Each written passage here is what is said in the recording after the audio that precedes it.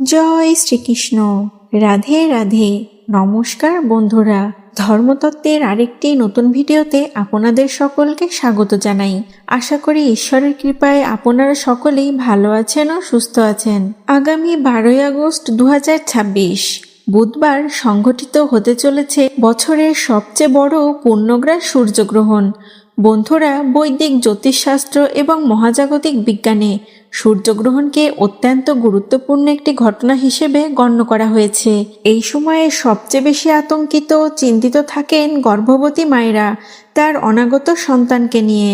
জ্যোতিষমতে সূর্য হলেন আত্মার কারক, পিতা, মান সম্মান এবং প্রশাসনিক ক্ষমতার প্রতীক। বৈদিক মতানুসারে সূর্যালোক যখন ছায়াগ্রহ দ্বারা আবৃত হয় তখন বিশ্বব্রহ্মাণ্ডের শক্তির প্রভাব প্রতিটি মানুষের ওপর প্রত্যক্ষ পরোক্ষভাবে পরিলক্ষিত হয়।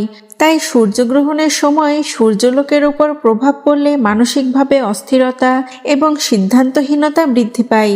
বিশেষ করে কুণ্ডলিতে গ্রহের অবস্থান, মানসিক সুস্থতা, শারীরিক ও আর্থিক পরিস্থিতিতে সূর্যগ্রহণের প্রভাব দীর্ঘস্থায়ী হতে পারে। তবে গ্রহণের সময় সঠিক সতর্কতা মেনে চললে এই গ্রহীয় দশাকে সহজভাবে সামলে নেওয়া সম্ভব। তো বন্ধুরা, আজকে আমাদের ধর্মতত্ত্ব চ্যানেলের এই ভিডিওতে আপনারা জানতে পারবেন এই মাসে সূর্যগ্রহণ কখন লাগছে, গ্রহণ বাংলাদেশ ও ভারতে দৃশ্যমান হবে কিনা, এই সূর্যগ্রহণের সূতককাল আপনারা মানবেন নাকি মানবেন না। এছাড়াও আজকের ভিডিওতে আরও আলোচনা করা হবে গ্রহণের সময় শাস্ত্রীয় মতে আমাদের কি করা উচিত এবং কি করা উচিত নয়, গর্ভবতী মায়েরা কি কি সতর্কতা অবলম্বন করবেন। এই সকল বিষয় নিয়েই বিস্তারিত আলোচনা করা হবে আজকের ভিডিওতে। তাই বন্ধুরা, আমাদের ধর্মতত্ত্ব চ্যানেলের আজকের ভিডিওটি খুবই গুরুত্বপূর্ণ হতে চলেছে। ভিডিওটি আপনারা অবশ্যই শুরু থেকে শেষ অবধি ভক্তির সহিত শ্রবণ করবেন। আর আপনি যদি একজন কৃষ্ণ ভক্ত ও রাধারানীর ভক্ত হয়ে থাকেন তাহলে কমেন্টে অবশ্যই জয় শ্রীকৃষ্ণ এবং জয় রাধারানী জয় লিখতে ভুলবেন না। আর অনুরোধ থাকবে, যদি আপনি আমাদের চ্যানেলের নতুন বন্ধু হয়ে থাকেন তাহলে অবশ্যই আমাদের চ্যানেলটিকে সাবস্ক্রাইব করে আমাদের পাশে থাকবেন, আমাদের সাপোর্ট করবেন। আমাদের ধর্মতত্ত্ব চ্যানেলের মাধ্যমে আমরা সবসময় চেষ্টা করি আপনাদের সামনে সনাতন ধর্মীয় বিষয়ক জানা অজানা বিভিন্ন প্রকার তথ্য আপনাদের কাছে উপস্থাপন করতে। আর এই তথ্যগুলো জেনে আপনারা যদি একটুও উপকৃত সমৃদ্ধ হন তাহলে অবশ্যই আমাদের পাশে থাকবেন এবং আমাদের সাপোর্ট করবেন। তো বন্ধুরা, আসুন তবে আর কথা না বাড়িয়ে মূল আলোচনায় যাওয়া যাক। তো প্রথমেই আমরা জেনে নিই 2026 সালে সবচেয়ে বড় সূর্যগ্রহণের সঠিক সময়সূচি। ভারতীয় সময় অনুযায়ী 2026 সালের আগস্ট মাসের সবচেয়ে বড় সূর্যগ্রহণ আগামী 12ই আগস্ট বুধবার রাত 9:04 শুরু হবে। এই গ্রহণটির পূর্ণগ্রাস আরম্ভ হবে রাত্রি 10:30। গ্রহণের মধ্যকালীন সময় থাকবে রাত্রি 11:17 এবং পূর্ণগ্রাসের সমাপ্তি হবে রাত্রি 12:02। সম্পূর্ণ সূর্যগ্রহণের সমাপ্তি হবে রাত 1:28 এবং বাংলাদেশ সময় অনুযায়ী গ্রহণ শুরু হবে রাত 9:34 এবং গ্রহণ শেষ হবে 1:58। এই গ্রহণের পূর্ণগ্রাসের স্থিতি থাকছে 2 ঘন্টা 16 মিনিট এবং সম্পূর্ণ গ্রহণের স্থিতি থাকছে 4 ঘন্টা 24 মিনিট। যেহেতু গ্রহণের সময়টি ভারত এবং বাংলাদেশ উভয় স্থানেই রাত পড়ছে, তাই ভারত ও বাংলাদেশের কোনো প্রান্ত থেকেই এই সূর্যগ্রহণ দৃশ্যমান হবে না, অর্থাৎ ভারত বাংলাদেশ উভয় স্থানেই গ্রহণ অদৃশ্য। তবে এই গ্রহণটি দেখা যাবে মূলত ইউরোপের পশ্চিমাঞ্চলে, আফ্রিকার পশ্চিমাঞ্চলে, উত্তর আমেরিকা, গ্রিনল্যান্ড, আটলান্টিক মহাসাগরের উত্তর ভাগে এবং প্রশান্ত মহাসাগরের উত্তর ভাগে দৃশ্যমান হবে। এরই পাশাপাশি স্পেন ও রাশিয়ায়ও এই গ্রহণটি দেখা যাবে। গ্রহণের সাথে গ্রহণের সূতককাল বিধিমানার একটি গভীর সংযোগ রয়েছে। তো এখন আপনারা জেনে নিন এই গ্রহণের সূতককাল আপনারা মানবেন নাকি মানবেন না। হিন্দু শাস্ত্র মতে সূর্যগ্রহণের সূতককাল গ্রহণ শুরু হওয়ার 12 ঘন্টা আগে থেকে কার্যকর হয়। যে স্থানে গ্রহণ দৃশ্যমান হবে সেই স্থানেই গ্রহণকাল ও সূতককাল অবশ্যই মেনে চলতে হবে। তবে জ্যোতিষশাস্ত্র মতে যদি গ্রহণ দৃশ্যমান না হয় তবে ধর্মানুষ্ঠানের সূতককালের কোনো প্রভাব পড়বে না বলে বলা হয়েছে। অর্থাৎ গ্রহণ অদৃশ্য হলে সূতককাল মানার কোনো প্রয়োজন নেই। তাই ভারত এবং বাংলাদেশ কোনো স্থানেই সূতককালের বিধিনিষেধ মানার কোনো প্রয়োজন নেই। তবে গ্রহণ দেখা না গেলেও এর একটি সূক্ষ্ম মহাজাগতিক প্রভাব থেকে যায়। বিশেষ করে গর্ভবতী মায়েদের এই দিনটি মানসিক শান্তির জন্য অবশ্যই কিছু কিছু বিশেষ কাজ করা উচিত এবং শাস্ত্রীয় নিয়মাবলীর পেছনে যে বৈজ্ঞানিক কারণ সেটিও আমাদের জানা প্রয়োজন। বন্ধুরা, যে কোনো গ্রহণে সবচেয়ে বেশি চিন্তায় থাকেন গর্ভবতী মায়েরা এবং তাদের পরিবার, কিন্তু গ্রহণের সময় কোনো প্রকার দুশ্চিন্তা না করে, ভয় না পেয়ে কিছু শাস্ত্রীয় বিধিনিষেধ মেনে চললেই গ্রহণের কোনো খারাপ প্রভাব আপনার উপর বা আপনার অনাগত সন্তানের উপর পড়বে না। তো বন্ধুরা, এবার আপনারা জেনে নিন বিশেষ করে যে গর্ভবতী মায়েরা আছেন তাদের শাস্ত্রমতে গ্রহণের সময় কি করা উচিত এবং কি করা উচিত নয়। তো প্রথমেই বলি, গ্রহণ চলাকালীন আপনারা কোন কাজগুলো করতে পারবেন। গ্রহণের সময় কোন কাজগুলি করলে বাস্তুশাস্ত্র বলছে সূর্যগ্রহণের দিন জলের মধ্যে একটি তুলসী পাতা রেখে দেওয়া অত্যন্ত শুভ। এই তুলসী জলে গ্রহণের যাবতীয় খারাপ প্রভাব ও বিপত্তি নাশ হতে পারে। তাই প্রথমত গ্রহণ শুরুর আগেই দুধ, দই, জল ও সংরক্ষিত খাবারে তুলসী পাতা রেখে দিন। এই সময়ে ধর্মীয় গ্রন্থ পাঠ করুন। এছাড়া গ্রহণকালে দান, জপ, তপ করাও অত্যন্ত শুভ ফলদায়ী। এই গ্রহণ সময়ে কোনরূপ দান করলে তা লক্ষগুণ বেশি ফলপ্রদ হয়। তাছাড়াও যদি এই গ্রহণ সময়ে রক্তপাত সৃষ্টি হয় তাহলে দান করা অবশ্যই কর্তব্য। এছাড়াও গ্রহণের সময় মহামৃত্যুঞ্জয় মন্ত্র জপ করাও অত্যন্ত শুভ ফলদায়ী। গ্রহণ শেষ না হওয়া পর্যন্ত আপনারা মহামৃত্যুঞ্জয় মন্ত্র পাঠ বা শ্রবণ করতে পারেন। গ্রহণকালে ত্রাণ, পিতৃতর্পণ, হোমও করতে পারেন। গ্রহণের স্থায়িত্ব শেষ হলে অর্থাৎ গ্রহণ শেষে নিজ গৃহ পরিষ্কার করে, মন্দির পরিষ্কার করে স্নান সম্পন্ন করে নেবেন। এরপর বাড়িতে অবশ্যই ধূপদীপ জ্বালিয়ে দেবেন। বিশ্বাস করা হয় যে গর্ভবতী নারীরা সূর্যগ্রহণকালে কিছু নির্দিষ্ট বিধিনিষেধ মেনে চললে তাদের এবং তাদের বাচ্চাদের কোনো ক্ষতি হয় না।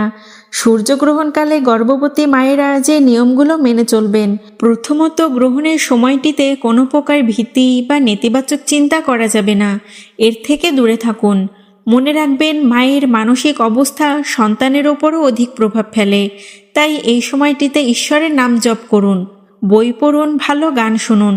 দ্বিতীয় সতর্কতা হলো ধারালো বস্তুর ব্যবহার। প্রচলিত শাস্ত্রীয় বিশ্বাস অনুযায়ী এই সময় ধারালো বস্তু যেমন সূচ, কাঁচি, বটি বা ছুরি ব্যবহার করতে বারণ করা হয়। তাই এই দিকে বিশেষ খেয়াল রাখবেন।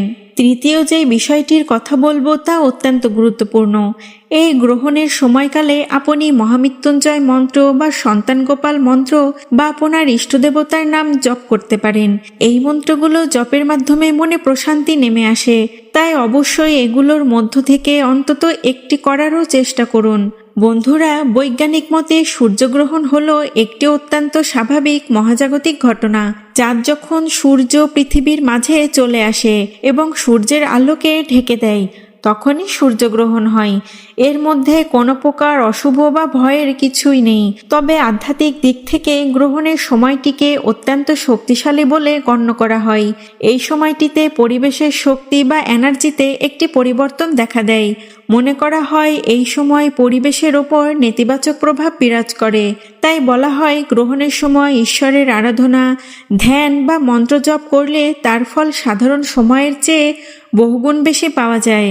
যেহেতু এই সূর্যগ্রহণটি ভারত ও বাংলাদেশীয় সময়ে রাতে পড়েছে, তাই ভারত এবং বাংলাদেশ উভয় স্থানেই গ্রহণ অদৃশ্য।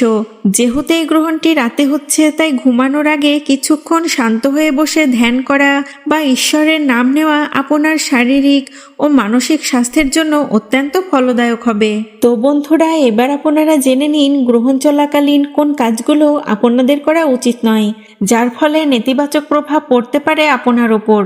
বন্ধুরা, গ্রহণ চলাকালীন সময়ে প্রথমে যে কাজটি আপনারা করবেন না তা হলো দেবতাদের মূর্তি স্পর্শ করবেন না, পূজা অর্চনা করবেন না। কিন্তু আপনারা যে কোনো ধরনের ধর্মীয় গ্রন্থ পাঠ করতে পারবেন, কিন্তু পূজা অর্চনা ও মূর্তি স্পর্শ করা থেকে বিরত থাকুন। গ্রহণ লাগার পূর্বেই আপনার গৃহে নিত্য পূজা সম্পন্ন করবেন। সূতককাল এবং গ্রহণের সময় অশুভ শক্তির ক্ষমতা বহুগুণ বৃদ্ধি পায়। তাই এই সময়ে নির্জন স্থান বা শ্মশানে যাওয়া উচিত নয়। গ্রহণের সময় আপনারা ভুলেও তুলসী গাছ স্পর্শ করবেন না, তুলসী গাছে জল দেবেন না বা তুলসী পত্র চয়নও করবেন না। শাস্ত্রীয় নিয়ম অনুযায়ী সূর্যগ্রহণকালে বা চন্দ্রগ্রহণ উভয় গ্রহণকালেই তুলসী গাছ স্পর্শ করা মহাপাপ। ভুলেও যদি আপনারা এই সময়ে তুলসীকে স্পর্শ স্পর্শ বা তুলসীতে জল প্রদান বা তুলসীপত্র চয়ন করে থাকেন, তাহলে আপনি পড়তে পারেন তুলসী মাতার রোষে। তাই আপনারা গ্রহণকালে কখনোই এই কাজটি করবেন না। এছাড়াও গ্রহণের সময়ে খালি চোখে আকাশের দিকে তাকাবেন না। এক্ষেত্রে অবশ্যই সানগ্লাস, প্রজেক্টর, টেলিস্কোপের ব্যবহার করতে পারেন, তা না হলে দৃষ্টিশক্তি আঘাতপ্রাপ্ত হতে পারে। গ্রহণের সময়ে রান্নার ক্ষেত্রেও বিশেষ সতর্কতা মেনে চলা প্রয়োজন। শাস্ত্রমতে গ্রহণের আগে রান্না করে রাখা যে কোনো রকমের খাবার গ্রহণের পরে খাওয়া উচিত নয়। এছাড়াও গ্রহণকালে রান্নাও করবেন না এবং গ্রহণকালে ভোজনও করবেন না। তবে শিশু, অসুস্থ, বৃদ্ধ ও দুর্বল ব্যক্তিরা পানীয় পান করতে পারেন। গ্রহণ শেষে স্নান সম্পন্ন করে গৃহে ধূপদীপ জ্বালিয়ে তারপর আপনারা আপনাদের রান্নার কাজ সম্পন্ন করবেন। গ্রহণের সময় মলমূত্র ত্যাগ এবং শারীরিক সম্পর্ক থেকে বিরত থাকুন। এছাড়াও গ্রহণকালে দূরে কোথাও যাত্রা থেকে বিরত থাকুন। অত্যন্ত জরুরি কোনো কাজ ব্যতীত দূরে কোথাও ভ্রমণ বা যাতায়াত করবেন না। এরই পাশাপাশি গ্রহণ চলা অবস্থায় নখ ও চুল কাটবেন না। এর ফলে জীবনে অশুভ শক্তির ছায়া পড়ে বলে বিশ্বাস করা হয়। হিন্দু শাস্ত্র মতে গ্রহণ চলাকালীন সময়ে কোনো প্রকার শুভ কাজ করা উচিত নয়, কারণ বিশ্বাস করা হয় এই সময় পরিবেশ অশুদ্ধ ও অশুভ হয়ে থাকে। তাই এই সময়ে কোনো রকম শুভ কাজ করা উচিত নয়। এছাড়াও যারা নতুন কোনো কাজ শুরু করবেন ভাবছেন, তারা গ্রহণ থাকা অবস্থায় কোনো নতুন কাজ শুরু করবেন না। এতে করে আপনি সেই কাজে সফল হতে পারবেন না। যে কোনো প্রকার ধারালো বস্তু যেমন ছুরি, কাঁচি, সুতো ব্যবহার করবেন না। বিশেষ করে গর্ভবতী মায়েরা এই বিষয়ে বিশেষ খেয়াল রাখবেন। গর্ভবতী মায়েরা গ্রহণ শুরুর পর থেকে কোনো প্রকার কাটাকুটির কাজ ভুলেও করবেন না। বিশ্বাস করা হয় এই সকল কাজ করার ফলে আগত সন্তানের ক্ষতি হতে পারে। গ্রহণের সময় এই কাজগুলো বা এই নিষেধাজ্ঞাগুলো আমাদের শাস্ত্রে মানতে বলা হয়েছে, কারণ এর ফলে গ্রহণের অশুভ প্রভাব এড়ানো সম্ভব হয়। তাই বন্ধুরা চেষ্টা করবেন উপরে বর্ণিত বিধিনিষেধগুলো গ্রহণের সময় মেনে চলতে। উপরে উল্লেখিত কাজগুলো করার মাধ্যমে আপনার জীবনের সমস্যা অনেকটাই কেটে যাবে। আপনারা বিশেষ করে গর্ভবতী মায়েরা কষ্ট হলেও চেষ্টা করবেন নিয়মগুলো পালন করতে। এতে ফলপ্রসূ হবেন আপনি নিজেই। আপনি এবং আপনার সন্তান সুস্থ স্বাভাবিক জীবনযাপন করতে পারবেন। তো বন্ধুরা, মূলত এই ছিল আমাদের আজকের ভিডিও। আজকের ভিডিওটি আপনাদের কেমন লাগলো তা কমেন্ট করে আমাদের অবশ্যই জানাবেন, কেননা আপনাদের মতামত আমাদের কাছে খুবই গুরুত্বপূর্ণ। আপনাদের মতামতের জন্যই আমরা নতুন নতুন কাজের অনুপ্রেরণা পাই। আমরা নতুন ভিডিও তৈরি করতে উৎসাহিত হই। ভিডিওটি যদি আপনাদের একটুকুও ভালো লেগে থাকে, আপনারা যদি একটুও উপকৃত সমৃদ্ধ হয়ে থাকেন, তাহলে অবশ্যই ভিডিওটিতে একটি লাইক ও কমেন্ট করবেন এবং শেয়ার করতে পারেন আপনার আত্মীয় স্বজন ও বন্ধু বান্ধবদের সাথে। এতে করে তারাও এই গুরুত্বপূর্ণ তথ্যগুলো জেনে উপকৃত হতে পারেন। তো বন্ধুরা, সকলে ভালো থাকবেন ও সুস্থ থাকবেন এবং গ্রহণের নিয়মকানুনগুলো মেনে চলবেন। ভিডিওটি আজ এখানেই শেষ করছি। আপনাদের উপর ঈশ্বরের কৃপা সদা বর্ষিত হোক। জয় শ্রীকৃষ্ণ। রাধে রাধে।